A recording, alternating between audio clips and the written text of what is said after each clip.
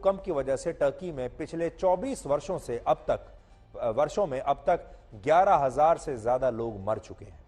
अगस्त 1999 में टर्की के इजमित में 7.4 तीव्रता का एक भूकंप आया था, जिसमें 10,000 से ज्यादा लोग मारे गए थे। इसके बाद अक्टूबर 2011 में वैन प्रोविंस में 7.2 तीव्रता का एक और भूकंप आया था। इसमें भी 100 से ज्यादा लोग मारे गए थे। फिर अक्टूबर 2022 में यानी पिछले साल टर्की के सामोस शहर में एक और भूकंप आया, जिसमें 20 से ज्यादा लोग मारे गए थे। यानी टर्की में भूकंप का एक पुराना इतिहास रहा है। अब सवाल यह है कि टर्की में लगातार भूकंप क्यों आ रहे हैं? इसकी वजह है वहां की भौगोलिक स्थिति। इसे समझने के लिए पहले हमें पृथ्वी की संरचना को आज समझना होगा। हमारी पृथ्वी की संरचना को 3 भागों में बांटा जा सकता है।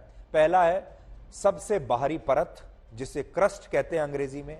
बाहरी परत के बाद जो दूसरी परत होती है उसे मेंटल कहते हैं, और जो तीसरी सबसे भीतरी हिस्सा होता है उसे कोर कहते हैं। ये 3 परतें आप देख रहे हैं।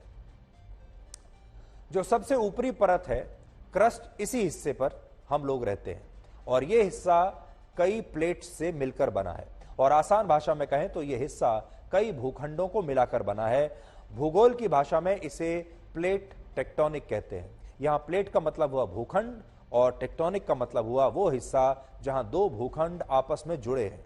पूरी दुनिया कई प्लेट्स में बटी हुई है। अब समझते हैं कि इस प्लेट टेक्टोनिक का रिश्ता टर्की में आने वाले इस भूकंप से कैसे जुड़ा हुआ है। टर्की का एक बहुत बड़ा हिस्सा एनाटोलियन प्लेट पर बसा हुआ है। यह इसका अर्थ होता है छोटा एशिया। इस प्लेट के पूर्व से उत्तर तक 1500 किलोमीटर फॉल्ट है। फॉल्ट का मतलब 2 प्लेटों का जोड़ होता है, यानी 2 प्लेट जहां जुड़ती हैं। टर्की के उत्तर में यूरेशियन प्लेट इसी फॉल्ट से जुड़ी हुई है।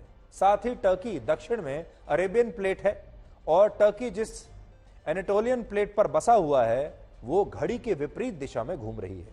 दूसरी तरफ से इसे नीचे से अरेबियन प्लेट धक्का भी दे रही है, जिसकी वजह से यह यूरेशियन प्लेट से अक्सर टकरा जाती है, और तब भूकंप के इस तरह के झटके महसूस किए जाते हैं। टर्की के नीचे स्थित एनाटोलियन टेक्टोनिक प्लेट घड़ी के विपरीत दिशा यानी एंटी क्लॉकवाइज घूम रही है, जिसे अरेबियन प्लेट धक्का दे रही है। अब घूमती हुई इस प्लेट को जब अरेबियन प्लेट धक्का देती है तब ये यूरेशियन प्लेट से टकराती है, और टर्की इन 3 प्लेट्स के बीच में एक सैंडविच की तरह स्थित है। और जब भी इन प्लेट्स में कोई आपस में टकराव होता है, कोई बदलाव होता है, तब यहां पर अक्सर भूकंप आ जाता है। इस आपदा के बाद पूरी दुनिया टर्की और सीरिया के साथ खड़ी है, और बहुत सारे देशों ने अपनी मदद भेजी है।